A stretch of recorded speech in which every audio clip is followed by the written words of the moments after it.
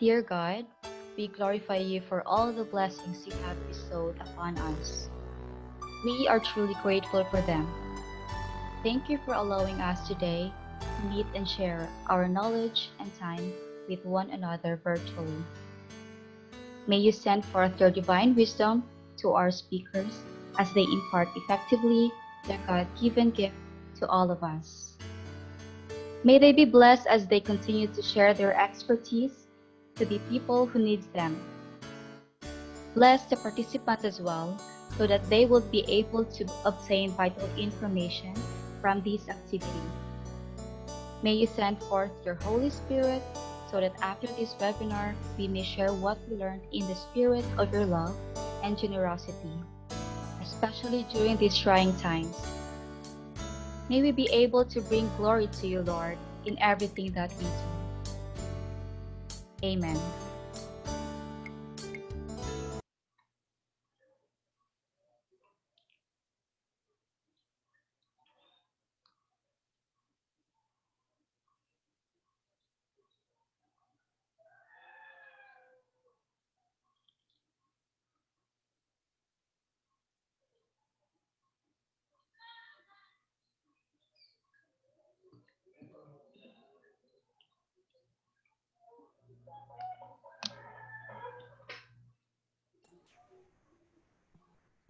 Hello, everyone. Good afternoon, and welcome to another session. This is actually our eighth session for the series of online distance learning topics. Um, on behalf of Dr. Dave E. Marshall, I welcome everyone for the session for gamification. Okay, so maybe everyone has a lot of questions or maybe curious about gamification. This is the right time for us to listen and to have the idea and of course the concept and how we will be able to use it. So we are very thankful to ICI, the Dr. Mariana Lau ICI Laboratory, because they have given us the opportunity to have this series of webinars for our online distance learning tasks. Again, good afternoon and welcome. Hopefully, this would be a very fruitful afternoon for everyone.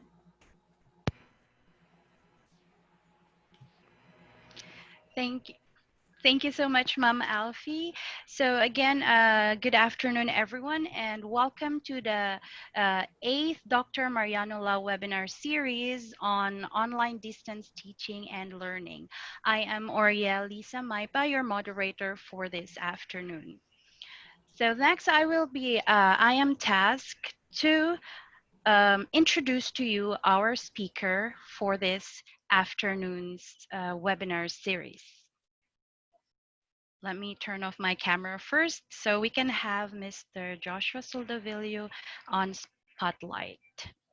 So Mr. Joshua Soldivillo is a 24-year-old licensed professional physics teacher at Silliman University, Dumaguete City. He teaches at the senior high department, and as a DOST scholar, he finished BSED Physical Science in 2016 at Silliman University. Joshua received an honor code certificate from Cornell University, Ithaca, New York, in partnership with edX for completing a course in civic ecology through massive open online courses. In 2018, he earned the degree of Masters of Arts in Science Education, major in physics from the University of San Carlos through the Capacity Building Program in Science and Mathematics Education of the Department of Science and Technology. Joshua is not a stranger to the Philippine Association of Administrators of Students Affairs, now Philippine Association of Practitioners of Student Affairs and Services, for he was one of the student leaders who attended the 7th Interactive Youth Forum in 2015 at the Boracay Island, Malay, Aklan. In addition, he represented the Philippines in a regional workshop in STEM education last 2018 in Phnom Penh, Cambodia. as an active member of the Young Southeast Asian Leaders Initiative. Joshua has also national and international journal publications in science education. At present, he is at the penultimate stage of his doctorate degree in education, major in research and evaluation. Moreover, Joshua continues to advocate and share his current coronagogy among members of the academic community as part of the learning continuity effort. So again, ladies and gentlemen, let's all welcome Mayor Joshua as we all know him.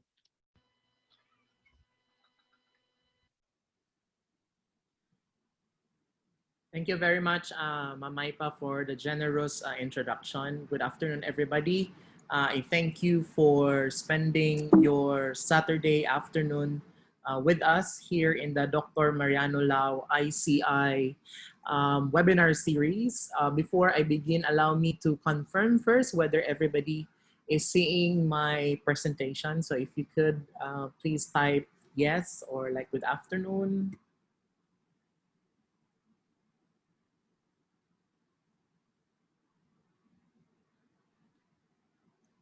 Right.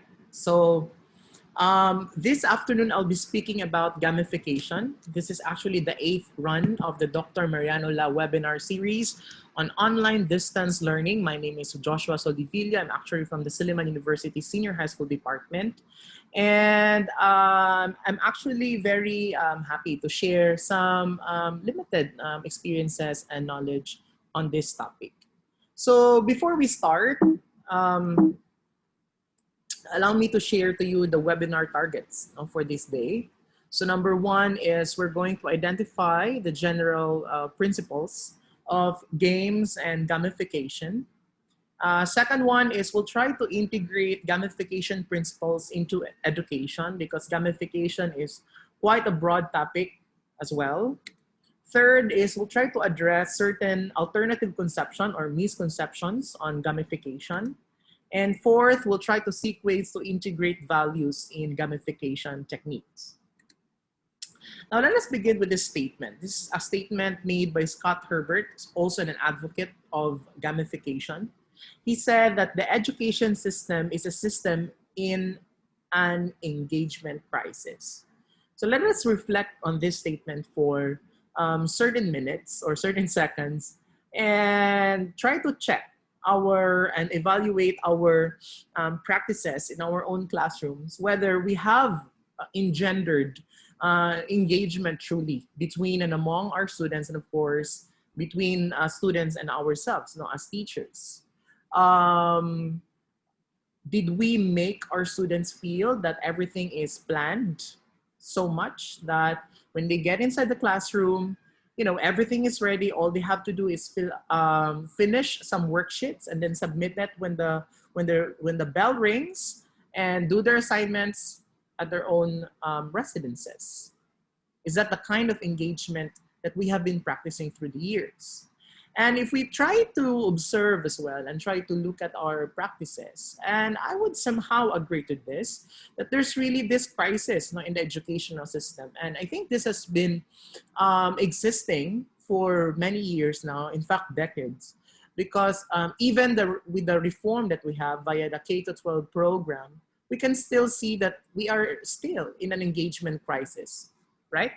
So I'm not sure what are your opinion on this, but we can talk about this in a little while. But I think I would agree that there are really some gaps in terms of the engagement that we all have with our students in our educational setting.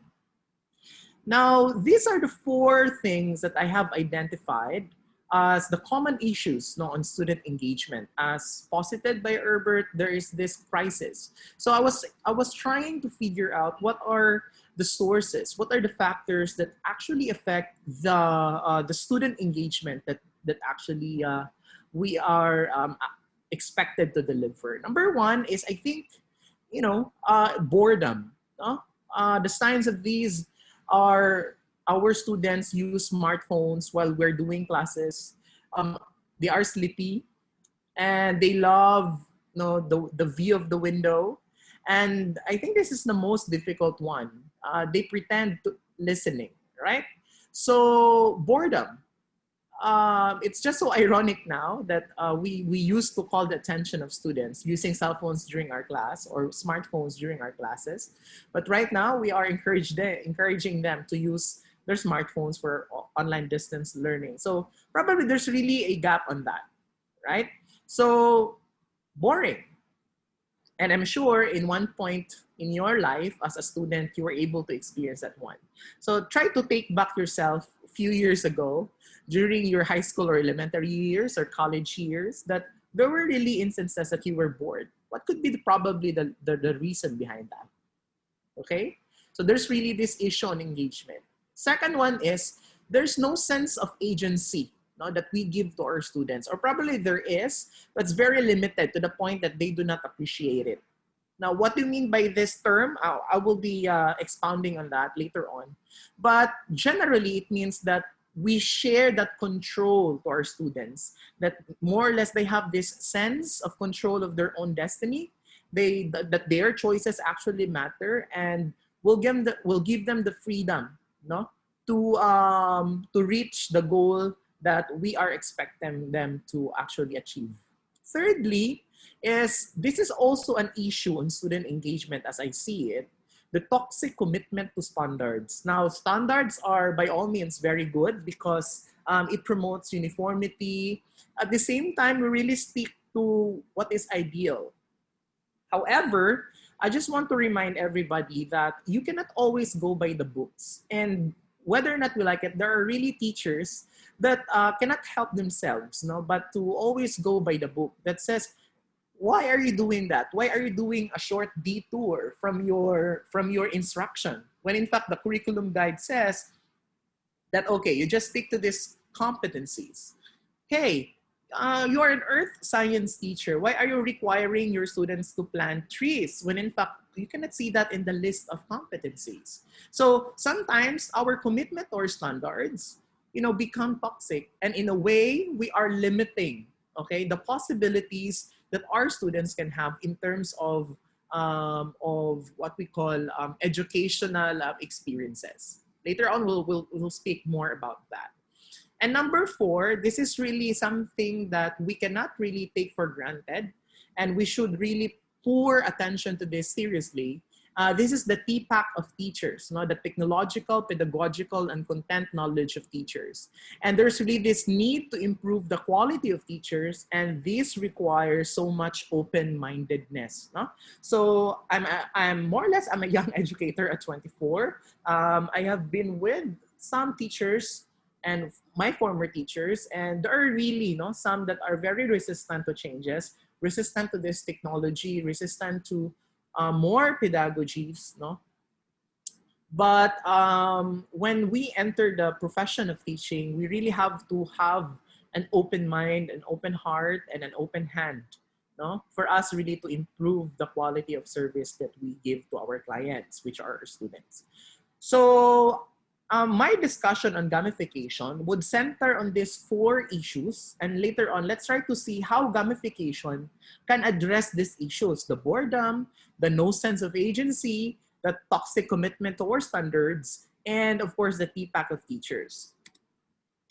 Now, let's talk about a little bit more of boredom. Now, according to my friend Wikipedia, it says that boredom is an emotional and occasionally psychological state experienced when an individual is left without anything in particular to do. So probably during the lockdown period or the quarantine season, everybody was really kind of bored because I'm so done cleaning the house, I'm done planting and watering my plants, I'm done doing bartering online on Facebook, right? I think I have traveled all corners of our house. I'm so bored, no? I have nothing to do. So, of course, in school, definitely, and that is rarely the case because we have a lot of things to do. But I think the second part would contribute to the boredom for our students. It says here, not interested in their surroundings, or they feel that a day or a period is dull or tedious. Meaning to say, they become bored simply because they're not interested of our topics, right? So if you're talking about the mitochondria, if you're talking about the medulla oblongata, you're talking about projectile, tangent, cosine, second lines, you're talking about culture, assimilation, accommodation, all of these ranges of topics, yet it does not make a spark to them. It does not interest them. Therefore, they're bored, right? So, and that's very normal because even us teachers and educators and administrators, when we attend seminars, trainings, or the like, when we don't like the speaker, or probably that's what you're doing right now, you're checking your smartphones, you tend to multitask. But if our interest is really hooked, no, to that activity, to that speaker, to that event, then we're not bored. We try to engage ourselves, no, and therefore that particular goal, is being achieved.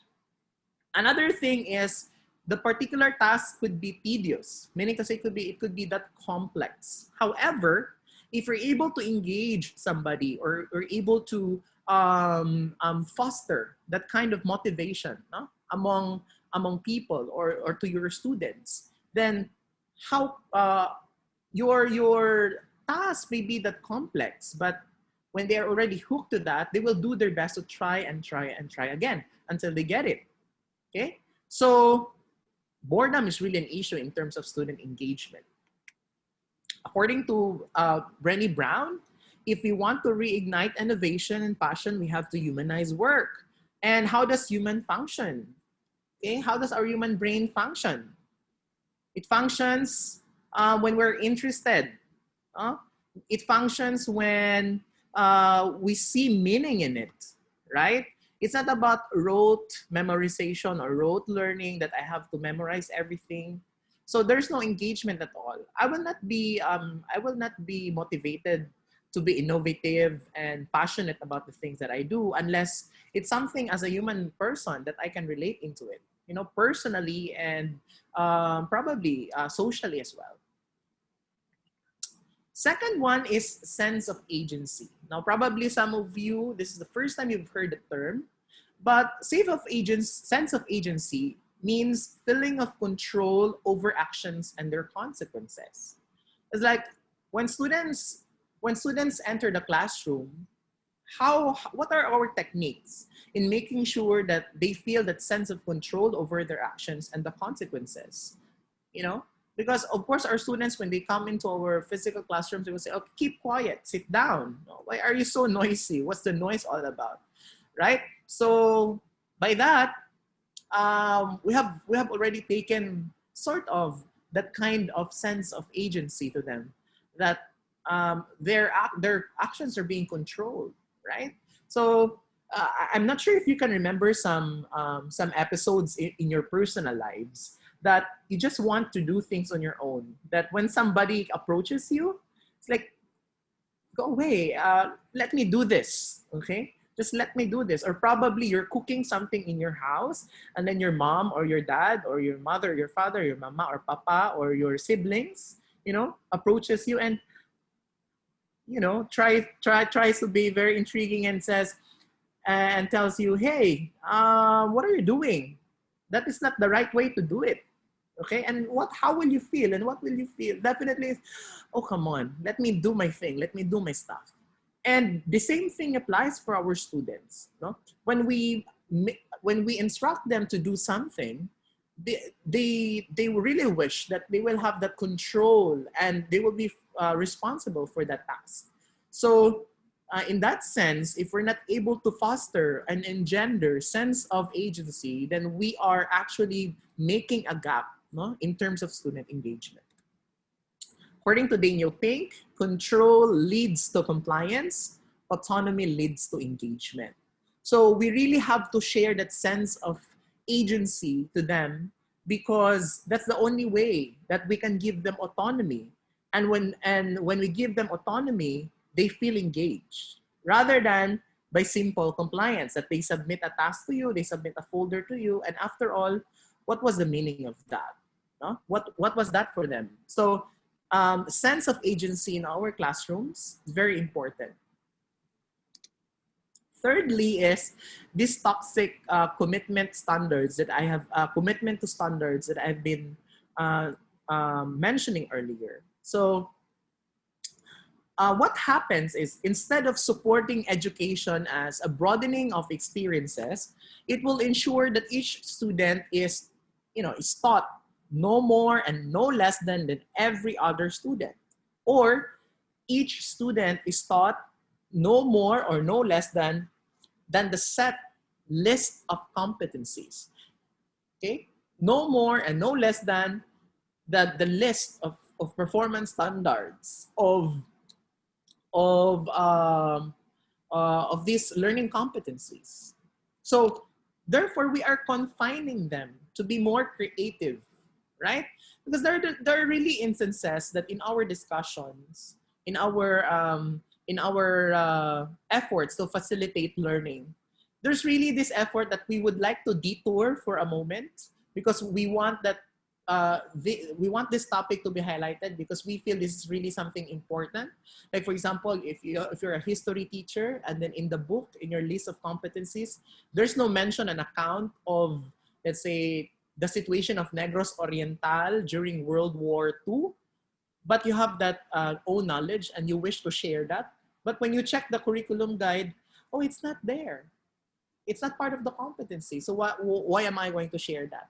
So if you have that kind of mindset, now that commitment actually becomes toxic and you deprive your students not to that broad horizon, not to be able to experience new things and learn new things.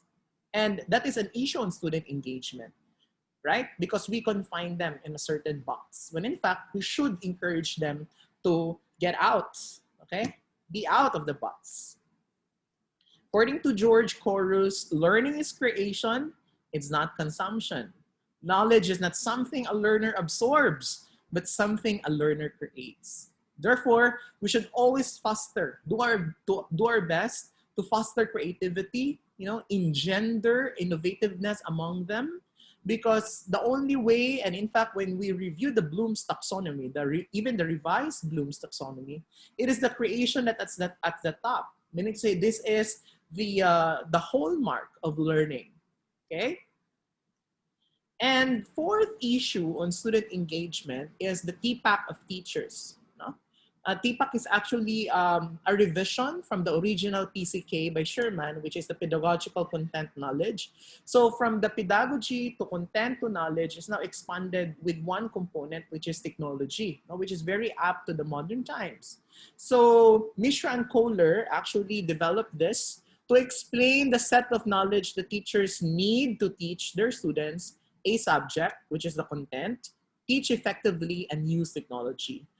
Now, according to Maya Angelou, and who doesn't love Maya, she said that when you know better, you do better.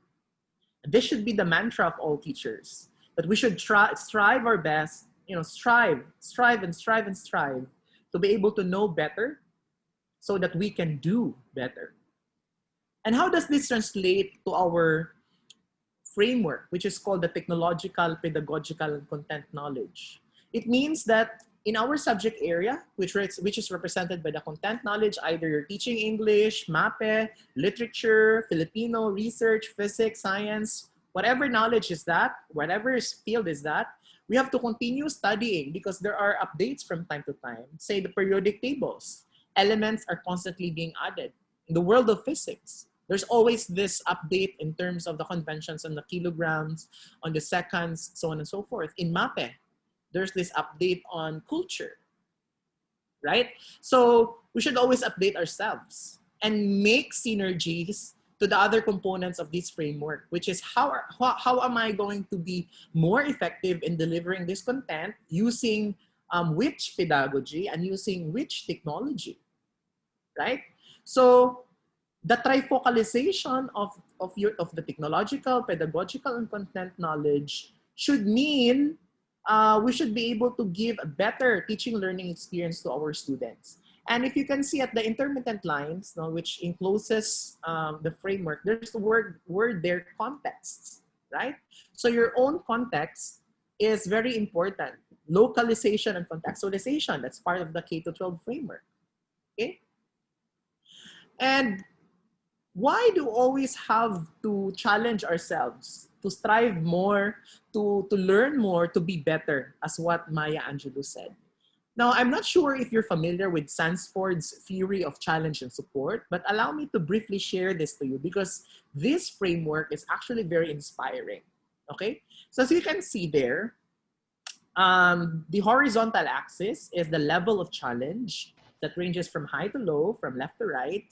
And then the vertical axis is the level of support. No? From top to bottom, it increases. Now, what happens when there is, I'm sharing this because I really want to point out the fact that we need to be challenged. And that's why there should be also this level of support. And that means, in very general, okay? What happens when there is low level of challenge, all right? Yet, and there's low level of challenge and there's also low level of support. Low level of challenge, low level of support, that means disengagement. Meaning to say, walang ka-challenge. There will be low optimism, low determination, and lack of progress. And there's no level of support, very low. Now, what happens if there is this low level of challenge, okay? Low level of challenge, but very high level of support. There's what we call stagnation, okay? Why? It's going to be unproductive, stress-free, taking it easy, and tedious. So it's like spoiling the child, right? We provide everything, but the level of challenge is very minimum, very low. So they will be stagnant. No? They will not be progressive and dynamic students. But what happens as well, if we try to stretch the level of challenge, yet we provide very low level of support. So, tagani mo dagang problems, you will give a lot of problems, you will give a lot of challenges. Yet you give or provide very low level of support. What will happen is they will retreat. They'll become apprehensive, they'll become stressed, and they are unproductive at the end of the day. But what happens if we're able to provide that high level of challenge and at the same time, high level of support that is equivalent to maximum growth? There will be continuum of learning, there will be innovation, there will be renewal, development, and growth. So therefore, if we're able to address those 4 issues that I raised earlier, then we'll be able to promote and engender maximum growth among our students. Okay? So that's why if we are very challenged at this pandemic right now, it's a beautiful thing that we are challenged. It's a beautiful thing. We just have to accept the challenge, because if we do not, then we do not grow. Either we disengage ourselves, we become stagnant, or worse, we retreat. But we should accept that level of challenge and provide the highest level of support as much as possible. Now, one of the ways to solve those 4 issues that I have raised earlier is one technique, all right? And according to the cat has a solution, and it's called gamification, right? Now, when we heard the word gamification, I'm sure what strikes to our head is the word games, no? And when we talk about gamers, probably I actually searched the stereotypes for gamers, online gamers. Now, when I did my search, this is what came out. This is the typical face of a gamer. Like what society thinks I do, what my friends think I do, what my cat thinks I do, right? That is the stereotype online gamer according to various studies. But what are the characteristics of a gamer? Number 1 is they're very dedicated to their craft. They're so into it.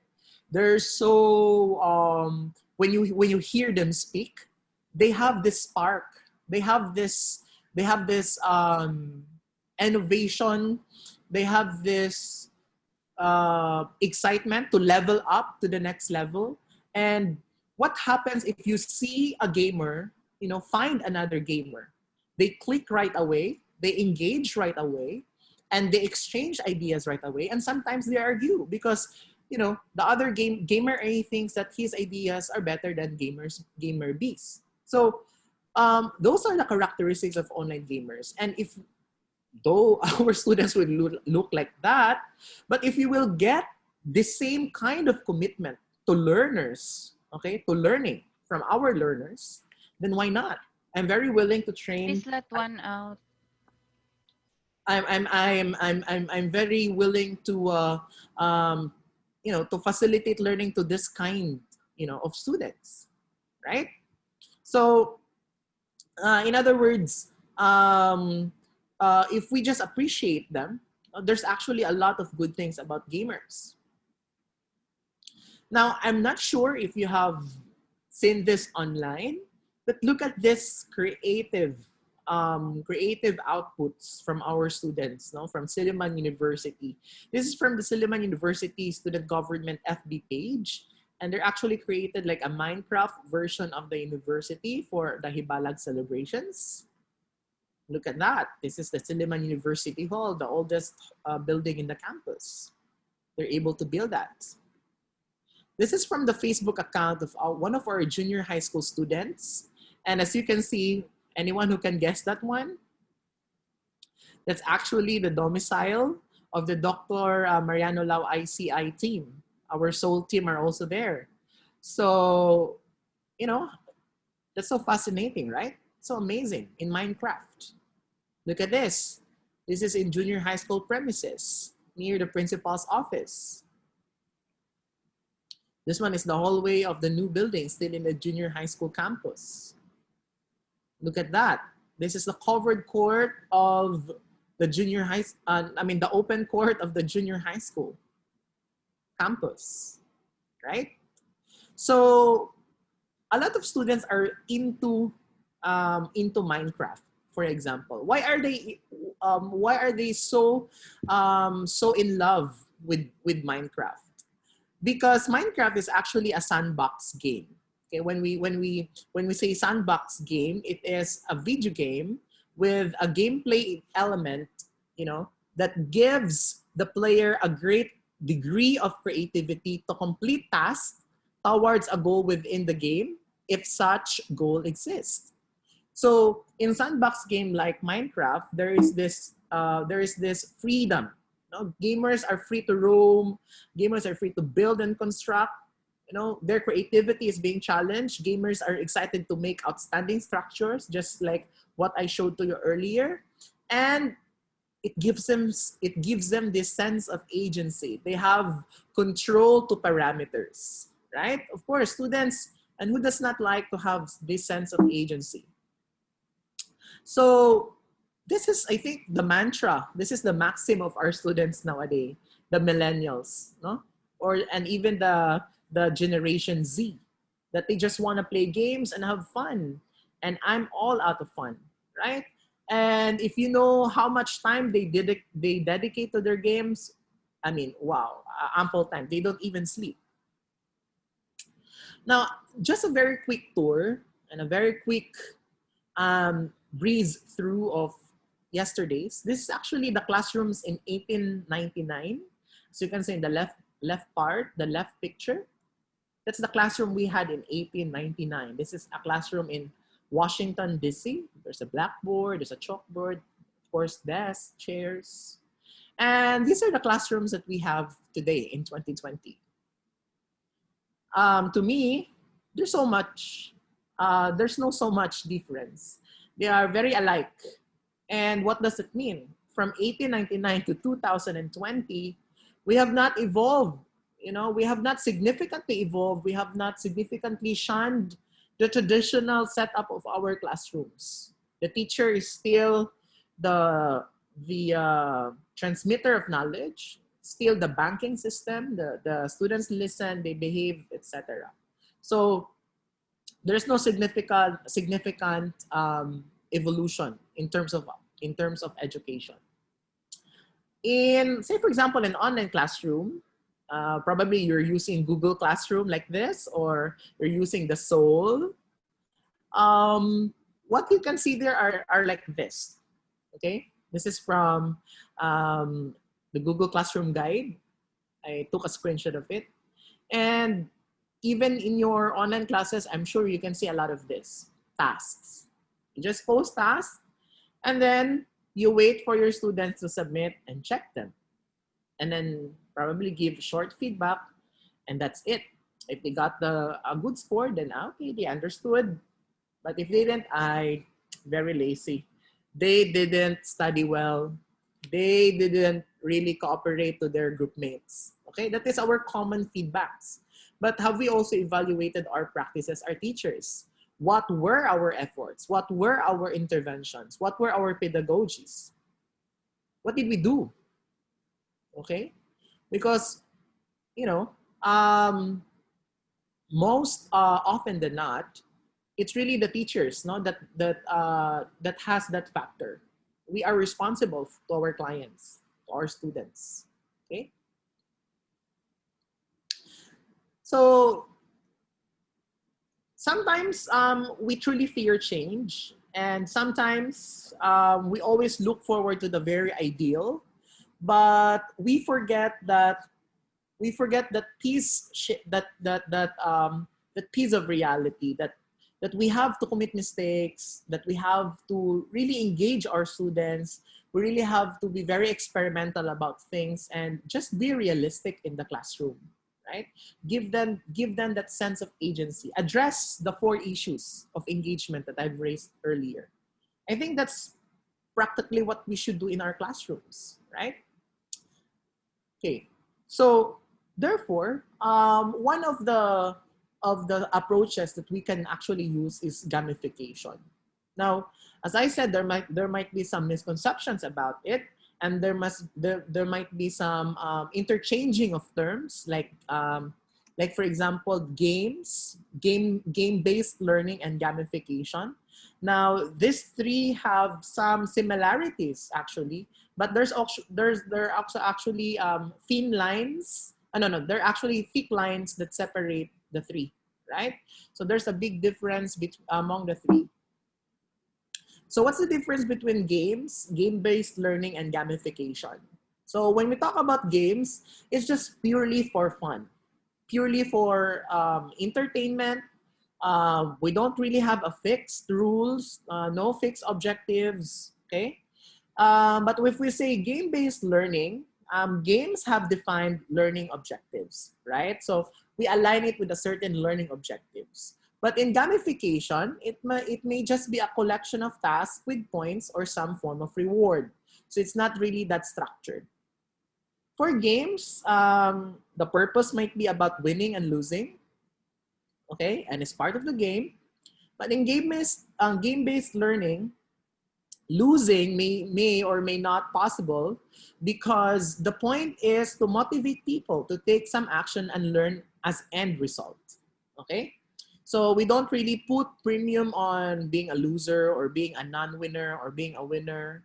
Okay, the point is to use the game as a motivator to people, right? So that is the same thing with gamification actually. This is used to motivate our students.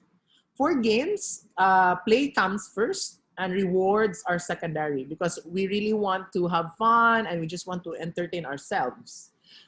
For game-based learning, sometimes playing the game is intrinsically rewarding. It's like, okay, I want not to be bored, right? But for gamification, being intrinsically rewarding is optional, okay? Games are usually hard and expensive to build because you will need equipment, you will need, of course, this set of rules. For game-based learning, they are usually hard and expensive to build. But gamification is usually easier and cheaper, and you will know that later on why they are cheaper and easier. For a game, there are story and scenes that are part of the game.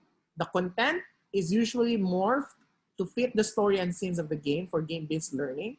But for gamification, we just use game-like features, which are usually added to LMS or our learning management systems, or other system rather than the content. Okay. So gamification in brief words is an integration of game elements and game thinking in activities that are not games. So we're trying to gamify, okay, activities that are not games. We try to integrate elements of games. These are the key features in gamification. First is we need users. Now your users could be your students. You can opt to be involved as a teacher. We also need challenges or tasks. We need points. Now, the tasks are actually what your users perform or progress towards your fixed objectives. The points are your accumulated, it could be like a symbol, it could be a number or any representation as a result of executing tasks. Levels, these are which users pass depending on the points that they get. So it's actually you as a teacher that will designate how many points are required to go to the next level, all right? Then badges. They serve as rewards for completing actions. And then you will have this ranking of users. This is a simple ranking according to achievements. Because of course in life, whether or not we like it, there's really this sense of competition wherever we go. But that competition doesn't have to be unhealthy in our classrooms. It could also be like a cooperation and a competition. Okay. In other literature, they associate gamification concepts to establishing goal, of course, connect it with learning objectives, identifying the specific skills, and of course, recognizing achievements, setting up challenges, making rewards. It could be a competition, and at the same time, there's really that engagement. Because at the end of the day, it's actually the motivation, no, to learn is that we're trying to establish here. According to a study, okay, it's like these are the benefits of gamification in e-learning particularly. Number one, better learning experience. The learner can experience fun during the game and still learn if the level of engagement is high. So I think, as I said earlier, that is really what our students are looking for. No? Like they really would like to have fun. And through gamification, we can give that to them. At the same time, learning. Because there's one thing that I'd like to underscore, that engagement does not mean our students are learning. Okay? It's engagement is just, student engagement is just a scratch on the surface. It doesn't mean that when our students are laughing, it doesn't mean that our students are having a good time, they are enjoying, they're actually learning. Because probably they just appreciate your humor, they just appreciate the entertainment factor of that activity. But at the end of the day, was there really a learning? That's why gamification will not make learning trivial, or will not necessarily change the objective of education. No, gamification entails so much planning, and I will guide you through the planning process in a little while. So number two, it can provide instant feedback. So allow me to underscore that. No, I think it's very important that student engagement should not be equated to student learning. Okay, student engagement should not be equated to student learning. Okay. Number two is instant feedback. It provides instant feedback so that learners know what they know or what they should know. So if you're able to establish that levels, like level 1, level 2, level 3, and level 4, so on and so forth, then they will really know, okay, this is not wrong. I will try again. Okay. So in a way, you're able to give that instant feedback, no? Number three, better learning environment. Gamification in e-learning provides an effective, informal learning environment and helps learners practice real-life situations and challenges in a safe environment, right? Because of course we have to impart to them that, like, for example, competition, for instance, is really part of real life. No, but at the end of the day, they should also have to learn the values of cooperation, honesty. What else? Hard work, endurance, patience. All of these values, you can always integrate them. Then number four, prompt behavioral change. Of course, we can change the behavior by adding points, badges, leaderboards that will sure make their experience awesome, right? Because they will be very motivated to excel. Okay? And that will really change their attitude towards, from being bored to being engaged in our classes. They can be applied for most learning needs. Gamification can be used to fulfill most learning needs, including induction, onboarding, product sales, customer support, soft skills, awareness creation, and compliance. So the concept of gamification is also highly used in the marketing and business world. So this, if your students are interested, to be in marketing and business activities later on, then this can also help them. Then number six, impact on bottom line. And on account of all these aspects that touch and impact learners, it can really create a significant performance gain for organizations. So this is a good training for them actually. That, diba, games are simulation of real life. That we have this goal, then we have to undergo this process, and there are some challenges, there are some tasks. You can either work alone, but at the same time, there's also instances that you have to work with others. So that would really give them a good training, no, for future purposes. Allow me to highlight and address some common misconceptions about gamification. Now, gamification is a novelty, no, but though it was officially coined around in 2002, 2001, 2002, but this is already existent, no, during 17th century games, okay? Modern examples of this now are your frequent flyer miles, no? Like, for example, when you purchase something in the world of business, that's actually gamification. Your rewards card in Robinsons, your loyalty card in Lee Super Plaza, that's actually gamification in business application. So the same thing in our classroom, we can do the same badges. No? Like on Facebook, they have gamified it. They have like your top fan badge. Okay, you get that. That's actually a reward system. The thank you system when you are able to accomplish something. So this has been existent since days. Okay. Now, gamification is not only about badges. It's not only about points. It's not only about rewards. No. But gamification is about engagement. It's about storytelling. It's about visualization of characters and problem solving. As I said, gamification is not also a trivialization of learning, right? Gamification is a very serious approach to accelerating the experience. I love the term accelerate, meaning to say you really have to change the speed and redirect them to the right direction, okay? It's accelerating the experience curve of learning, teaching complex subjects and system thinking.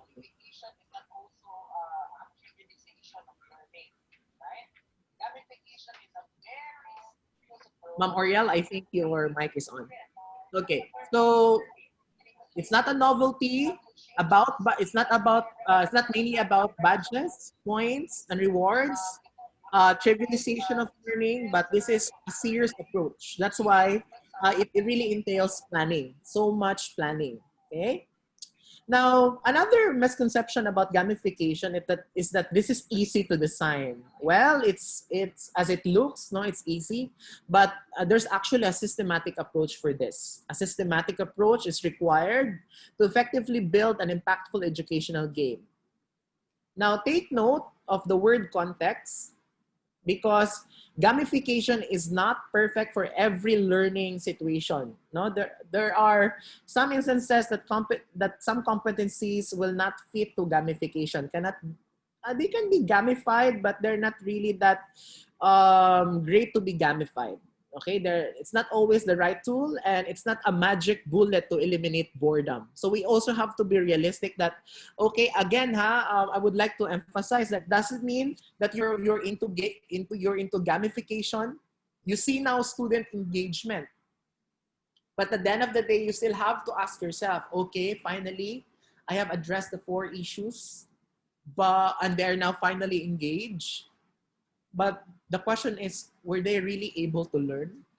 Am I really successful to my objectives? Okay. Gamification is not game-based learning, as I have underscored earlier. Okay. And gamification is not playing. Okay. So the simple introduction of a goal adds purpose, focus, and measurable outcomes. This in turn transforms playing into gaming. So this is not mainly about how do you call this one? Having entertainment and fun. Okay. So this is the implementation workflow of gamification. Now, first is it begins with defining your context. Context would mean, am I a private school? Am I a public school? What is the grade level? What is probably the gender, the race, certain demographic profiles. So defining the context of your situation as a teacher, are you that, uh, how is my TPAC? How is my technological and pedagogical knowledge? Maybe if I will gamify my game and include technology, perhaps I'll be left behind by my students, and they will be that advanced. So you always have to check that context. Second is, since we are in a learning setup, we're in the educational setup, we have to define the learning objectives. Okay, so what is our goal of gamifying this activity? And then third, this is not easy to do because we have to have a systematic approach. We really have to structure the experience as just like in any lesson planning. So it entails lesson planning, and we have to be very careful really. And then fourth, we have to identify our resources. If I will do this, will everybody be able to participate, in this gamification, gamified activity? No? May internet connection ba ang lahat? No? May gadget ba ang lahat? Kung may gadget, do they have these features? Okay? So we really have to identify resources. And then of course, we now implement our gamification elements. So the elements that I shared to you earlier, like the users, the badges, the rewards, it is ideal that all of them will be present, but you can always modify, no? Depending again on your context, which is actually the first one or the first step. In defining your learning context, you have to identify the gaming platform that you're going to use. Either it's going to be individual or as a group. You have to decide that very carefully. Are you going to use a supervised or a controlled environment? Is it in classroom? Is it during breakout rooms? Or will you do it remotely? I think that's the case that we are in right now, the online distance learning. Will it be accounted as an optional activity? Will it be a prerequisite? Okay. Will it be a learning reinforcement tool? Will it be an aid? Will it be graded? Will it gain extra credits? Okay. These are the learning contexts. For the learner context, we have to define possible pain points. Meaning to say, what do you mean by when you say pain points? These are the factors that prevent a student from advancing through the learning program or achieving the objectives. Meaning to say in challenges, no? Like for example, poor quality of assignments can be submitted because of delivery method. Okay, meaning to say student is a visual learner while course was delivered orally. Okay, low motivation, assignment didn't count towards final grade. So we really have to have that context, and of course the resources of the student. In defining your learning objectives,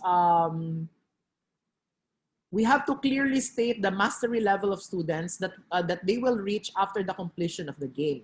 So we have to avoid generalization as comfortable with learning component.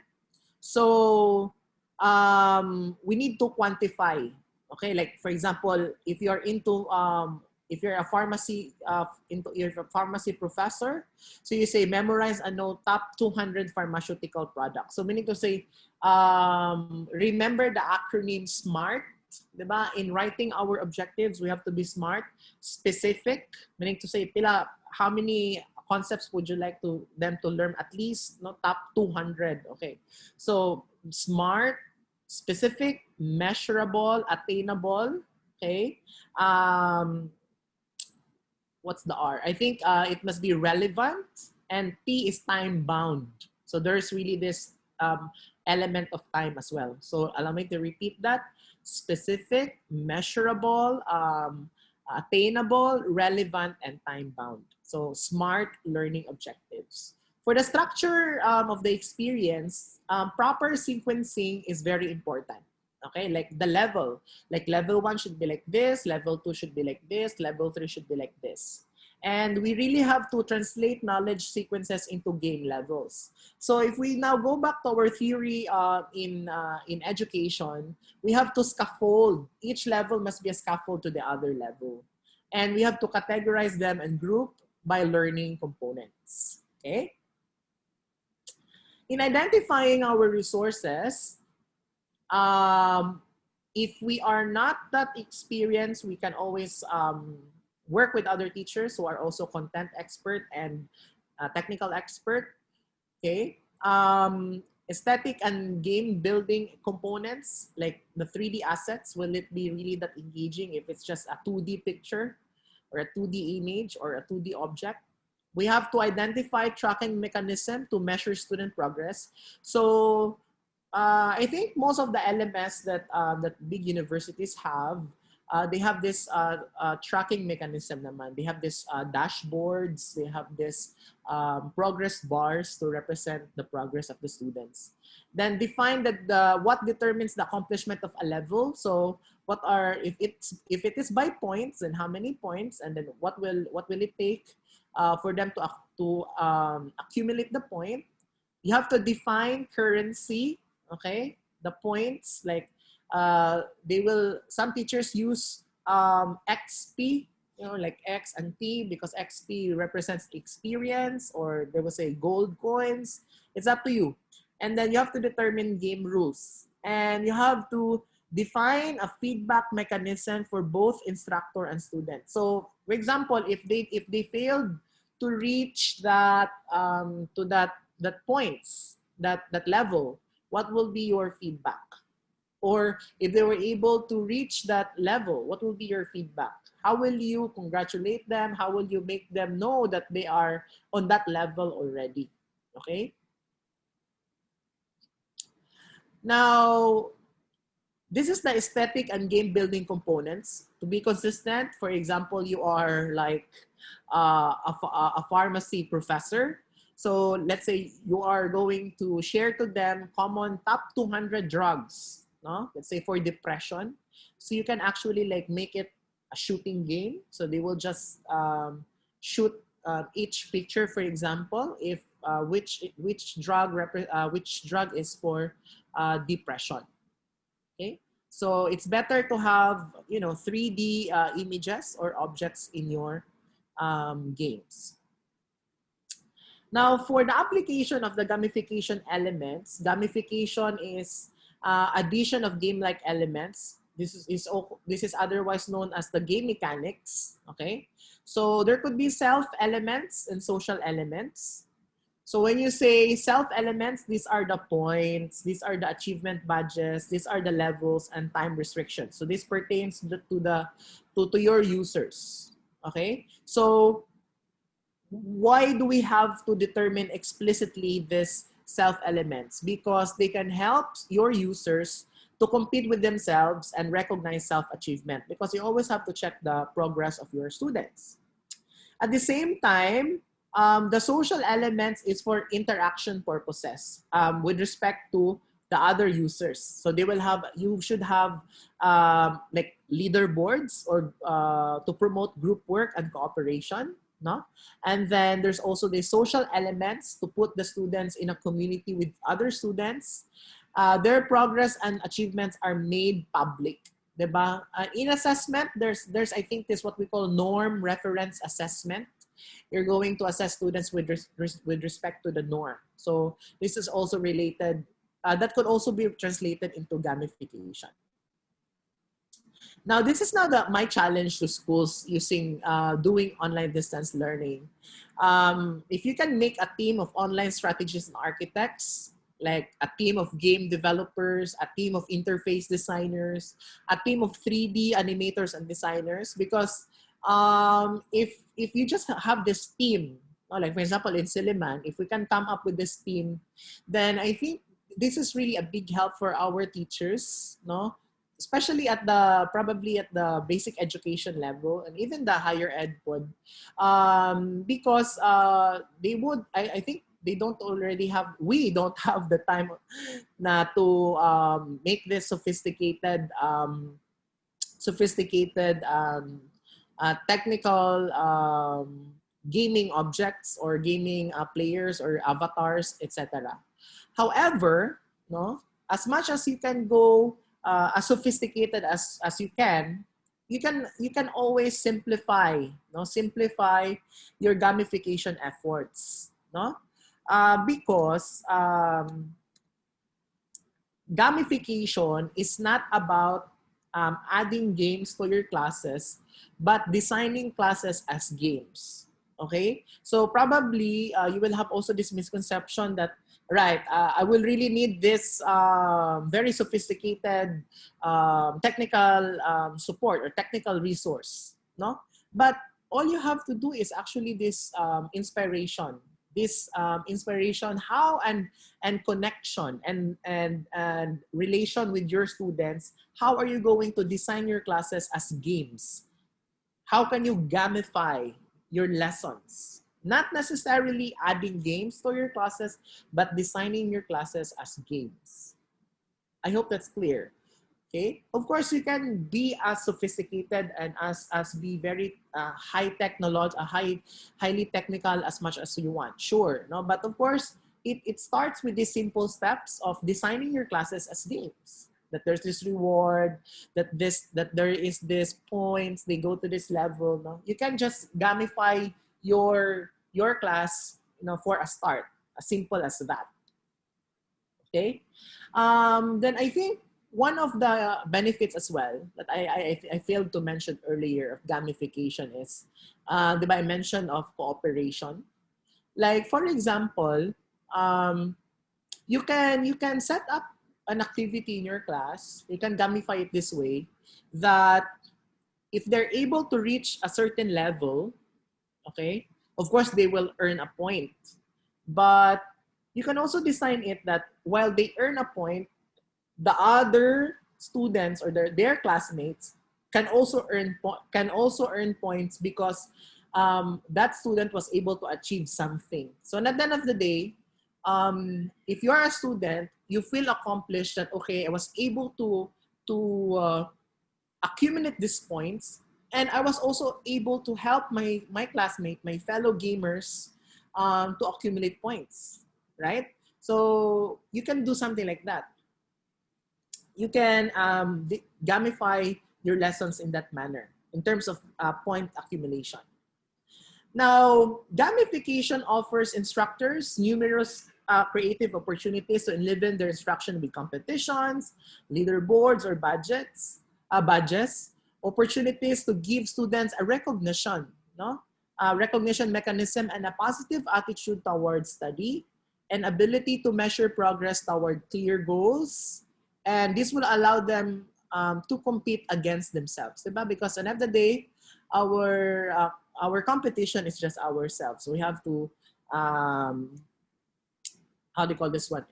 Be excellent, no? With respect to our past self. Okay. So according to John Dewey, if we teach today's students as we taught yesterday's, we rob them of tomorrow. If we teach today's students as we taught yesterday's, we rob them of tomorrow. John Dewey was quoted to have said this in 1917, and that's 103 years ago.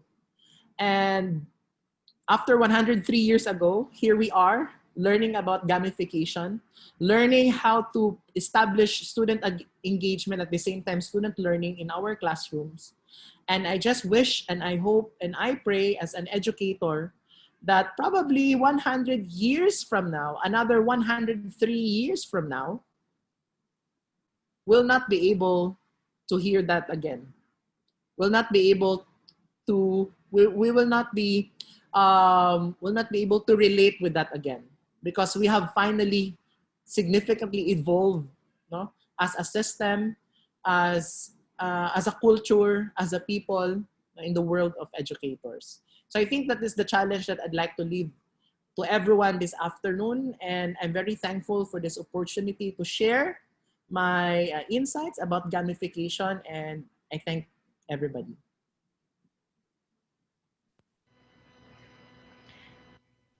Thank you so much, Mayor Joshua. That was indeed very insightful.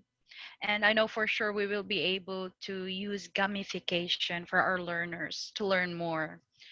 So we have now come to this moment where you can ask our moderator some questions. You can just type in your questions in the comment section for our Zoom participants, and for those who are on Facebook Live, you can type in your questions as well. Okay, let's see if I think there are, if you read Sir Joshua, some of the comments here on our comment section. There is from Mr. Wilfredo Mendoza. So I think he said here, oh, it's not a question, but there is a statement. He said here that he's using Nearpod and quizzes.com. He Yeah, said it really is good for the student and they enjoyed it great. much. Wow. Yes. And I think you also had a question like what gamification or gamification of lesson teach children to strategize, analyze, and think out of the box. Yes, that's from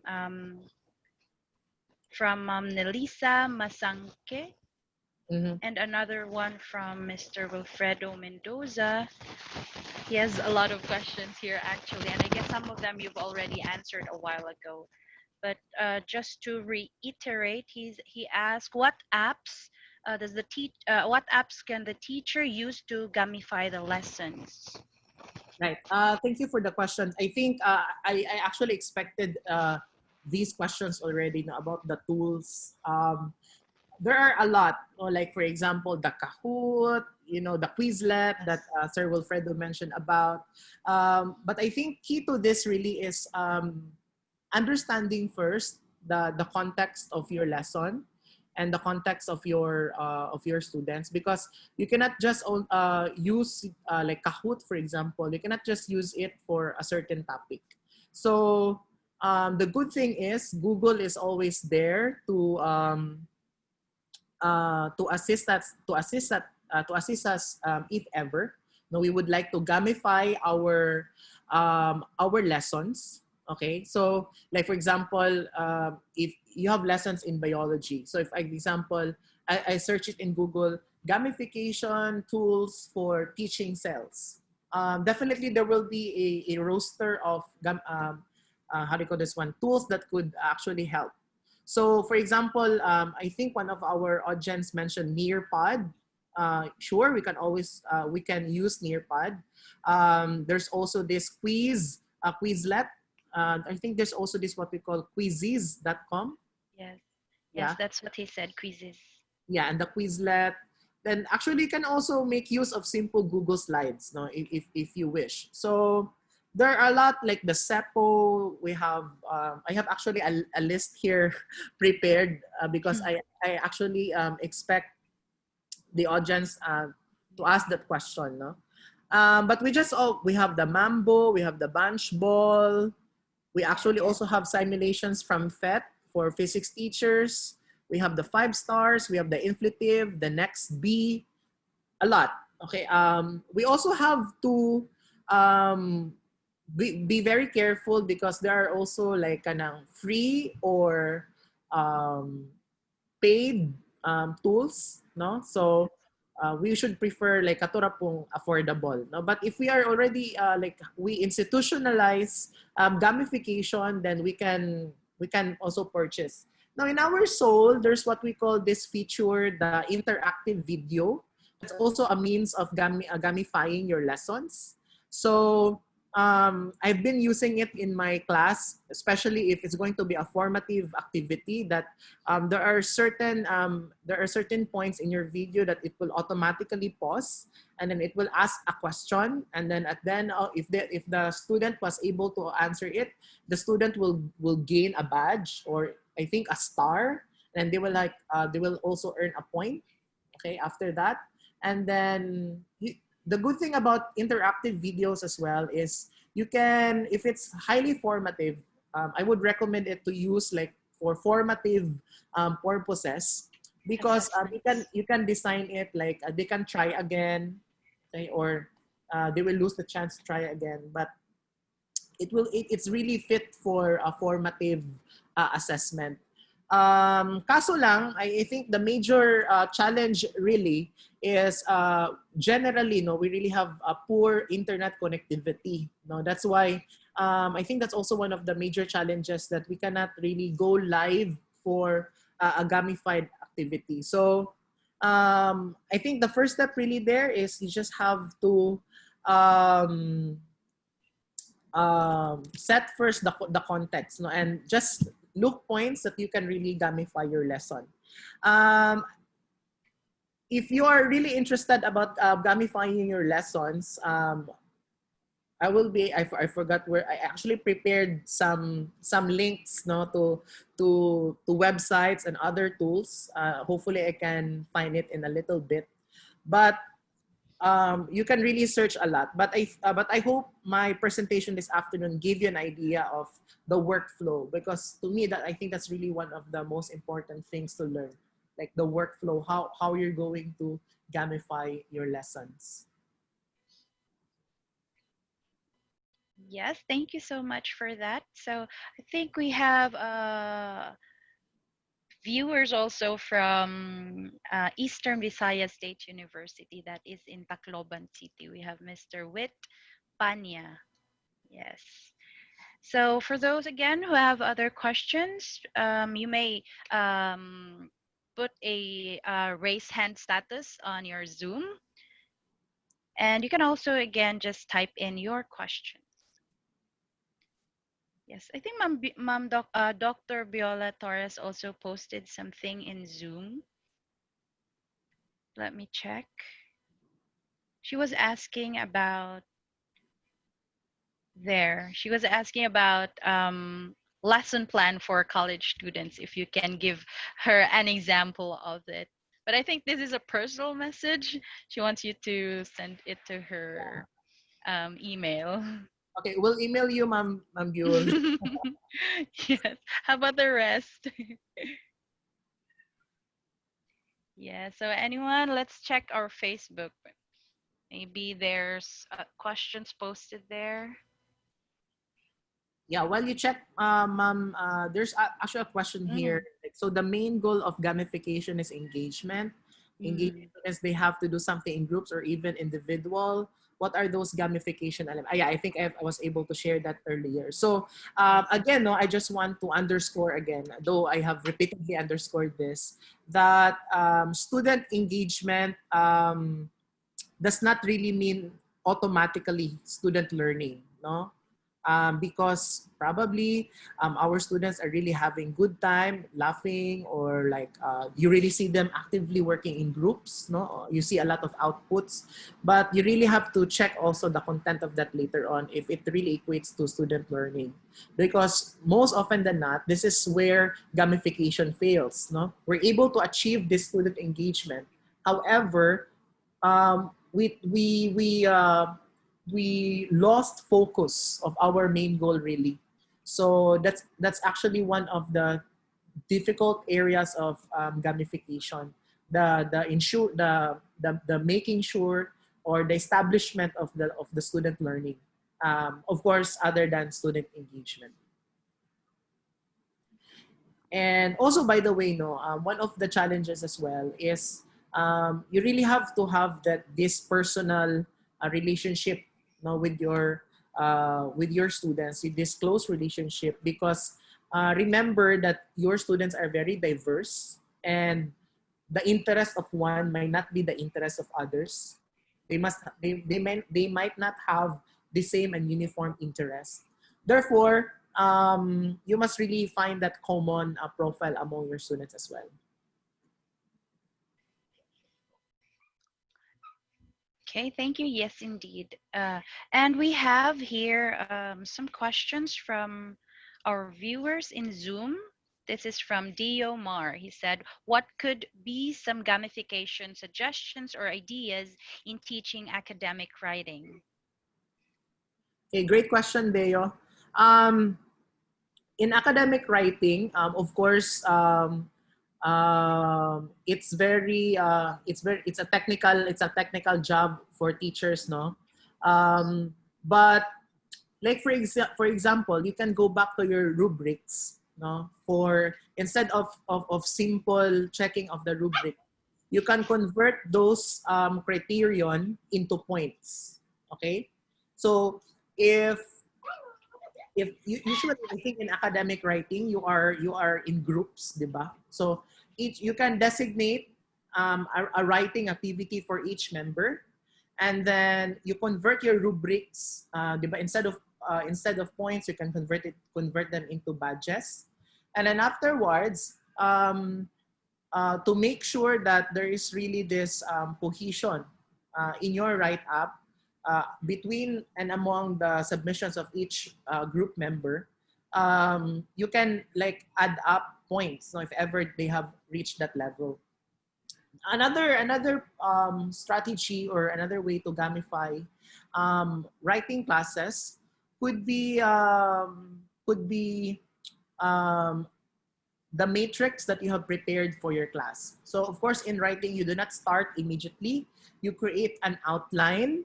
So in the creation of the outline, of course, there's this step from the start till the end. So the outline could be gamified as well, because that the process there could also have corresponding points or rewards. For the elements of say users, for instance, you can you can also assign them with regards to the theme, no, of their writing. So for example, if it's about they're writing about science, you can assign them to users that are probably scientists.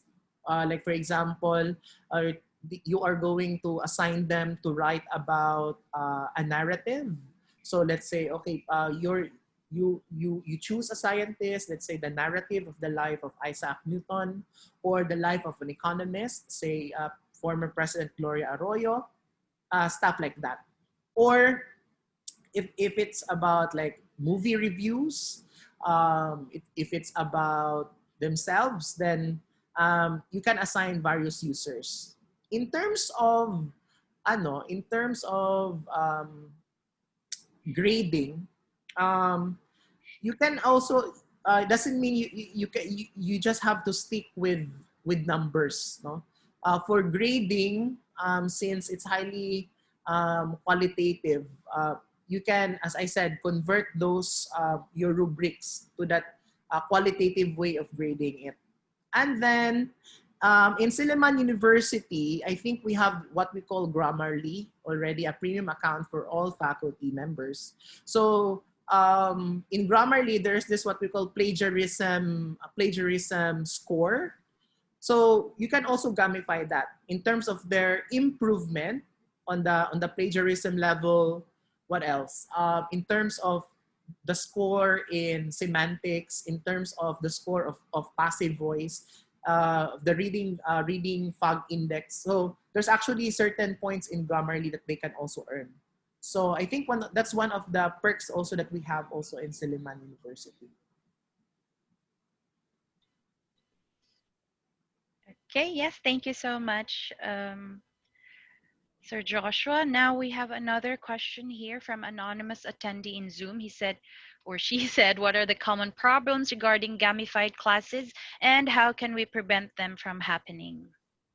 Yeah, so as I mentioned, gamification entails a systematic approach. Number one, in terms of resources, probably everyone does not have good internet connectivity. Another one is maybe the game does not really, for example, you will be talking about, you will make it in a Korean theme, and then everybody does not relate really to the K-pop culture, to the K-pop thing. So you also have to get the pulse of everybody. So that's how to address it. In terms of internet connectivity, you can provide a self-paced gamifying techniques so that they will have it on their own time. They have this because in different locations, in my experience, we have different times that our internet connection is faster, diba? Like for example, in our location, I think it's faster during noontime. I heard in others, so just give them this self-pace as well for internet connectivity issues. And then in terms of grouping later on, probably you can also ask your students who has a better internet connection. So let's say in a class of 40, there are 10 students that really live in the city and they got this good internet connection. So you can distribute that student. Okay, you don't do not group them as one, because if you group them as one, then the others that don't have that good internet connection will be that really left behind with respect to those who are having good internet connection. So, di ba, sa una, before we group our students according to those who really perform well in class, and then we distribute them to groups. But right now, it could also be a good technique to get to know our students in terms of internet connectivity, and then distribute them according to groups who has a better internet connectivity, so that they can be shared and they can also be assisted, by each other. Okay, yes, thank you so much. And again, we have another question here from in our chat box in Zoom. So it says that this is from Francis. He said, what are possible topic or areas that can be capstone project or thesis using gamification? Because students always use GBI. Is that GBI or GBL? Sorry, GBL.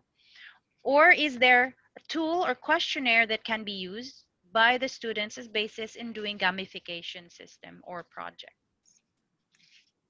I'm not sure if the thesis or capstone project that Sir Francis is referring to is the one in the senior high school class, or for the Perhaps in college. yeah, perhaps in the college. Yes. So there are a lot of possible topics or areas, no. But I think I would recommend topics that can be done online, that are doable online, because there are capstone projects or theses that are not also doable online. So say for instance, if the thesis highly calls for an ethnographic approach, that you really have to immerse yourself to be exposed to that certain phenomenon, then I think gamification is not the right tool for that. So if it's just a simple, say for example, collection of probably secondary data, or it could be done online, like creating a census on not so highly phenomenological and sociological phenomena, then probably we can make use of gamification. But of course, we don't also impose gamification to our students. We also let them explore other methodologies that they think is suit and how do you call this one, doable for them, no?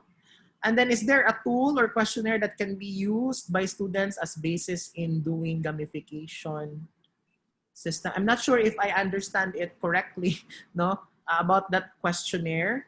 There are a lot of available literature, studies about gamification locally and internationally that we can actually freely adapt, no, because the authors have given the permission to do so. So yes, there are a lot of questionnaires that can be used by students in basis of doing gamification. I think one of which is by CAPS. The other one is by let me check. I think they got like an Indian name, or the name is by, I mean, uh, not Mishra. The one is by Cap. The other one is um, by Larry. And this one, I think, is the most familiar one, by Kiryakova, Angelova, and Yordanova. So if you have the time to search their work, you may also do that. Yes, thank you so much, Also, Sir Dave May. chat a related literature there. Yes, he has pasted a related literature in our Yeah. Zoom chat box. And since Dr. Dave is here, maybe he can also share what a thesis or capstone they can use for gamification later on when before ending our session. So we have another question here from Jay Ben. He is from Samar. He said, I just would like to ask, because gamification is also used in traditional teaching, which is better because the teacher can monitor. How about online? How can we implement it in a way that students will be monitored accordingly? Yes, as I mentioned, this is also done in the traditional, face-to-face setup. But for online, as mentioned also by Sir, I think Wilson earlier, no, you can use the Nearpod, the quizzes, and then if you have your own learning management system, there are actually Moodle-based gamification tools that you can make use of. But for those who are using Google Classroom, there are also ways to gamify your activities. There are actually some extensions that you can also download. You can even make use of simple Google Slides, no? And I think free versions of Kahoot. What else? The Quizlet, the B Quiz. So there are also lots of. Then if you're using Zoom, I think there's like that questions that you can make use of. So, but again, the challenge really on doing synchronous gamified activity is the internet connectivity. No, so that's really a problem. But if you can give them time to accomplish it, it will be a self-paced gamified lesson. I think that would be better. So that, I think that's also one of the advantages if you have your own learning management system, because you can just add plugins. Especially, I think for uh, for Silliman, it's powered by Moodle, so we can just easily plug in if we wish to add more tools, no, for gamification purposes. Because for the good thing about Moodle-based LMS is that it does not require that much programming, but I think it's already there, so we just have to edit things out, so on and so forth. But I'm not really that technical guy to guide you and walk you through um, the how do you call this one, the programming aspect of it. Um, but yeah, sure, you can do it online.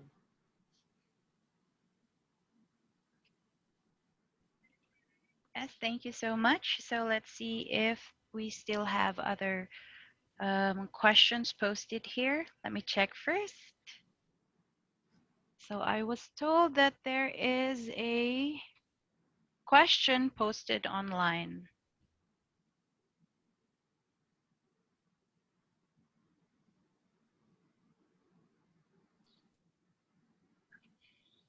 Okay, I can't see any more, but I think there's no more. Maybe from our participants. Let's see if someone raised their hand.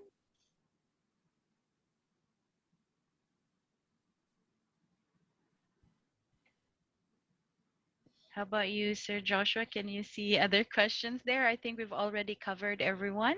Uh,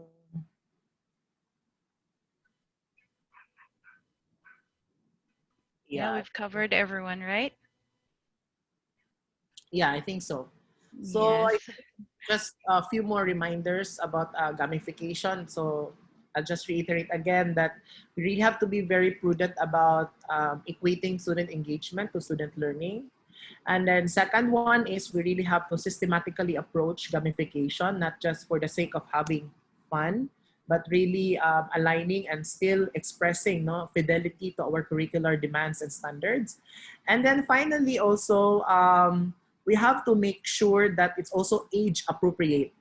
Okay, I think I failed to emphasize that earlier. If we are teaching in the elementary students, then we have to gamify it in a way that they can relate it according to their age. Then if it's the higher education students, then we also have to level it up a bit in terms of complexity and let's say um, appeal, no?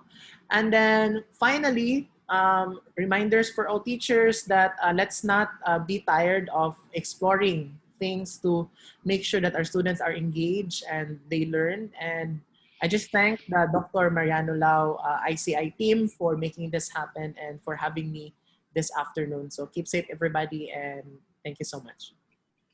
Thank you so much again, Mayor Joshua. Before we end, I would like to invite first Dr. Dave Marshall.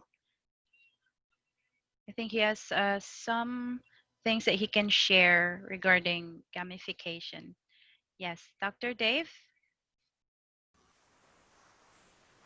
Hi, good afternoon. Thank you, Sir Joshua. Thank you for accepting our invitation, and that's a very good start.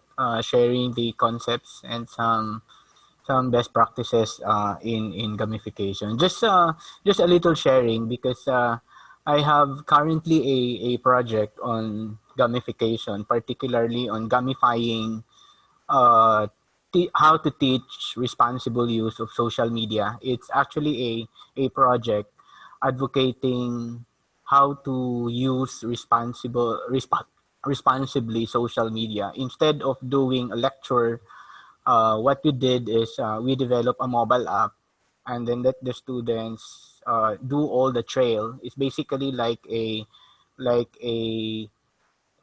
amazing race that they have to go to the different stations and then until they learn about responsible use of social media. My point lang is let's not forget we theorize actually in this project that gamification is not all about assessment. Gamification is also applicable in the delivery of our content and at the same time in our strategies and activities. So it's not all about giving the quiz. It's not all about testing the students, but we can also gamify in our teaching strategy in delivering the content in particular. So instead of doing the lecture, you can actually like Sir Joshua mentioned about an interactive video. That's actually one way of gamifying your delivery, the content delivery. Instead of the usual lecture, you gamify the delivery of the lecture. And the most common actually is gamifying in the assessment. And then there is also gamification in the content, and at the same time, gamification in our activities. And there was also a question about some technicalities in the development technology in particular. You can actually read about Kuhlman's 3C model in gamification, and that talks about challenge, choices, and consequences. Those three very specific variables should be considered when we think of gamification. As Sir Joshua mentioned about guidelines, please add this that in gamification there's a component of the challenge, there's a component of choices, and there's a component of consequences, especially if you go into the assessment component of gamification. Otherwise, makategorize siya under game-based, which Sir Joshua mentioned that gamification is there is actually a border, there is a thick demarcation line between game-based and gamification. If that is purely competition, na defeat ang purpose of having a gamification in the in education. Also to answer to respond on how we monitored again, Sir Joshua highlighted that gamification not necessarily mean achievement of outcomes and learning outcomes in particular. There is engagement, yes, but the critical factor actually in gamification is equating engagement and at the same time achievement of the learning outcomes. That should be taken care of, because the let's do away the fact that let's gamify our assessment because we want our students to have fun. It's not all about that. It's again, at the end of the day, it's all about achievement of the learning outcome. The fun is also a component to trigger achievement of the learning outcomes. Based on our research, there is really is highly correlated when student enjoyed taking the learning the activity in a fun way. There is really an increase in the achievement of learning outcome. That's actually how we attack gamification. It's not directly, that's actually the challenge, because we are attacking the interactiveness and the engagement, so that and making sure that learning outcomes is being achieved. So that's actually the challenge, because we are working, kumbaga, pa-slide lang for us to be able to achieve the outcome that we wanted to be delivered in the class. And I'll tell you, that's very challenging. In our project, like it's about like almost 30 times that iteration in the design of our game app. It's more than 100 times that we conceptualize the which button to click, what is next, and so on and so forth. Because again, there is fun, but when we presented to them, the outcomes is very low. So we have to change because again, the intention is not only the fun. Yes, they enjoyed, but the learning outcomes is too low. So we have to redesign again. So it's actually a process, and then there should be a little push in terms of consequences, because at the end of the day, this is gamification in education. It's not all about competition lang, especially if you go into the basic education where parental guidance is necessary in our learners. You know, if if they failed, or what's the consequence, you have to have a protocol and a guidelines at the end of the game, what's next, and how it equates to again achievement of outcomes. Because at the end of the day, that's really our primary goal. It's not about the fun.